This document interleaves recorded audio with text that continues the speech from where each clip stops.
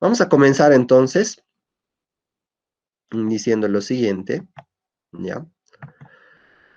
La finalidad de esta presentación y en sí de esta clase es de que ustedes adquieran ciertas habilidades y destrezas en lo que son las propiedades elásticas que tienen los cuerpos.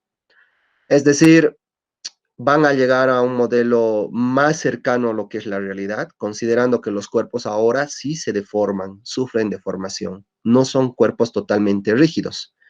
Recordemos que en física 1 hablábamos de los sólidos rígidos y los sólidos rígidos no cambiaban la forma, no cambiaban su dimensión. Sin embargo, en este capítulo que es física 2 ya, vamos a ver que sí los cuerpos cambian bajo ciertas, vamos a decir, bajo ciertas características físicas, estos cuerpos van a cambiar tanto forma como dimensión. Y por supuesto, en el fondo, avanzar física, avanzar las materias de química, álgebra y cálculo, las materias que tiene nuestra facultad, nos levanta lo que es el espíritu científico y tecnológico. Y eso es muy importante en un estudiante que adquiere estas habilidades, ¿no? Sabemos que la tecnología, miren, que ahora nos está ayudando mucho para poder llevar adelante estas clases y por tanto es importante que despierten todo ese espíritu en lo que es la ciencia y lo que es la tecnología. Ahora, vamos a ver un poco, voy a recorrer estito para que puedan ver el título. Y pueden ver aquí, por ejemplo, voy a sacar mi punterito, dice propiedades elásticas de los cuerpos, dice. ¿Qué es la elasticidad? La elasticidad es una propiedad física que tienen los cuerpos. Se dice que un material es elástico cuando bajo un esfuerzo se deforma y vuelve a su forma original luego de sufrir con la interacción. Es decir, la elasticidad es una propiedad más de los cuerpos. Hay propiedades eléctricas, por ejemplo, hay propiedades de movimiento, le llamamos a veces propiedades inerciales a los cuerpos, y también hay estas propiedades elásticas que nos permiten entender seguramente lo que es la materia, lo que son los cuerpos que se encuentran en el universo. ¿Cómo vamos a estudiar estas propiedades elásticas? Pues requerimos de ciertas magnitudes físicas que nos permitan estudiar las propiedades elásticas. ¿Cuáles son esas propiedades elásticas? El esfuerzo, por ejemplo. La deformación, por ejemplo. Son esas magnitudes físicas que nos van a permitir estudiar estas propiedades, que es la elasticidad. ¿Y qué es el esfuerzo? Pues el esfuerzo simplemente es la interacción sobre la superficie. ¿Y qué es la deformación? Un cambio relativo, tanto en forma o en dimensión. Tenemos aquí una figura muy interesante, un niño que está colgando unas cuerdas, pero estas cuerdas son totalmente elásticas. Entonces lo que sufre son deformaciones en la zona elástica, haciendo que luego de sufrir la deformación o de luego de aplicar la interacción, estas cuerdas vuelven a su forma original. Entonces, en este capítulo o en esta clase, lo que vamos a ver es enfatizar estas propiedades que tienen los cuerpos de la elasticidad, ¿no? Vamos a recordar, y les he puesto un video muy interesante donde pueden ver ustedes cómo se hace esta gráfica, cómo se construye esta gráfica.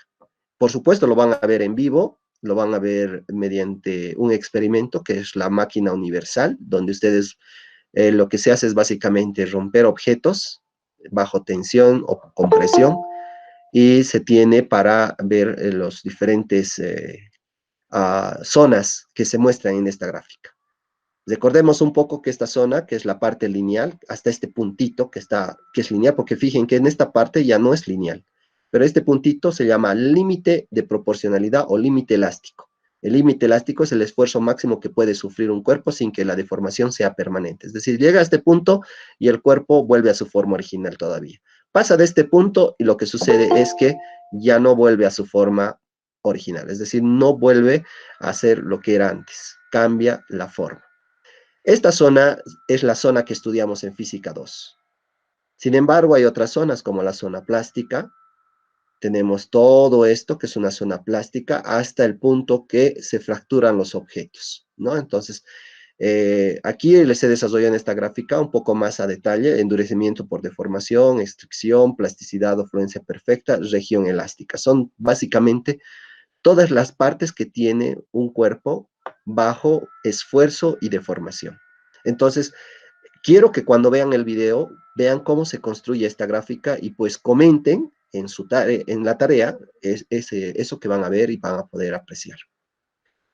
Continuando, vamos a empezar entonces a estudiar algo muy sencillo, que es lo que es esfuerzo de tensión y compresión o longitudinal. ¿En qué consiste eso? Es cuando la fuerza que se está aplicando al objeto en esta área es perpendicular. Por ejemplo, aquí pueden ver en el dibujo, este círculo es perpendicular a esta flecha, que es la fuerza. Entonces, esta flecha representa la fuerza, que le llamamos en este caso P. ¿Ya? El esfuerzo sería la fuerza sobre esa área. Entonces, para tener un esfuerzo longitudinal, la fuerza tiene que ser perpendicular al área que se le está aplicando. La deformación, por supuesto, es una deformación longitudinal. Es decir, lo que pasa es que este objeto, después de someterse a esta fuerza, lo que sucede es que cambia de longitud. Por eso aparece que el esfuerzo va a ser el cambio de la longitud respecto a lo que era inicialmente. Esa es la deformación que tiene bajo este esfuerzo.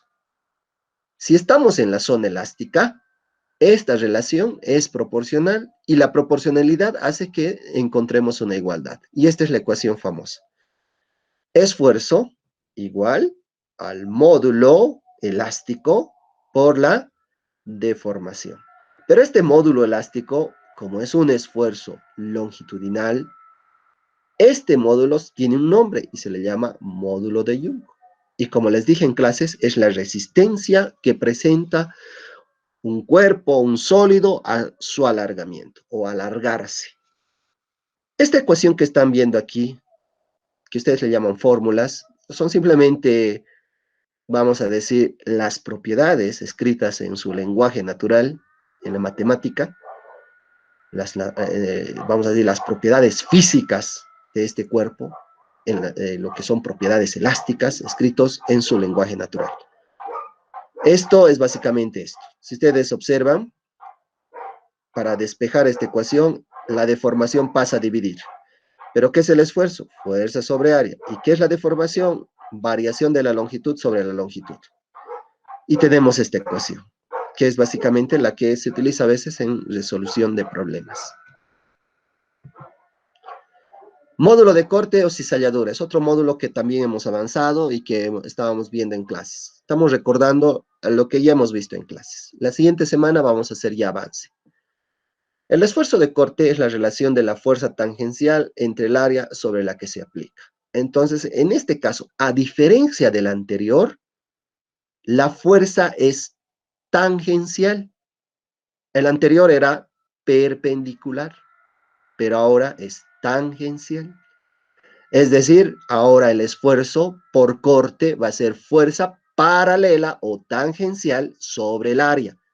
Hace rato era esfuerzo, fuerza perpendicular sobre área. Entonces hay diferencia entre lo que es el módulo de corte y el módulo por longitudinal o módulo por tensión y compresión, ¿no? La deformación también cambia. Ya no va a ser la deformación delta L sobre L, como anteriormente era. A eso se le llama deformación longitudinal o deformación unitaria. Ahora la deformación es por corte. Y la deformación por corte tiene que ver con delta X sobre H. ¿Y qué es este delta X? Dirán. Aquí tengo apilado varios libros.